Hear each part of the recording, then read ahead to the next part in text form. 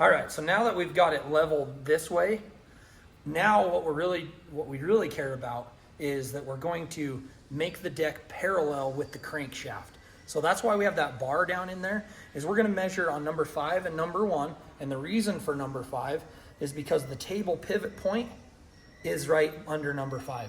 So we're gonna get the both ends of the table, and we're gonna make the bar that we put down in there is gonna be our home, our level. And that's what we want everything to be based off that crankshaft bar. So not only are we gonna do the cylinders that way, but we're gonna do the deck as well as gonna be parallel to that crankshaft or the bar that we put in there. So we're gonna move this on over. Our dial indicator loaded on this plate base. And this spacer bar, which is on top of the bar that we put in.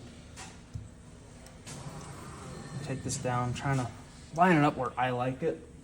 Go to 0.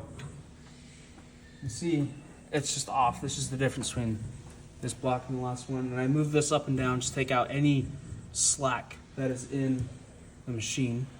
So if you look at this, we're right on 0. So after going back and forth, we have now made the crankshaft, not the deck, because it's not level. The deck, this block is not level. The crank is level. Now we're gonna make the rest of the block match that. Not a lot of people do it this way, but we feel like this is, and we know that this is absolutely the best way to do this.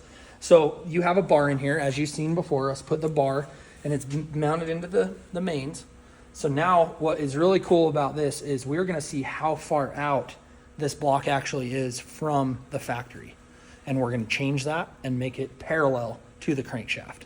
All right, so now now that we have the block and everything leveled, we've got our probed, we've got everything lined with the crank. So now we're moving on to the bore.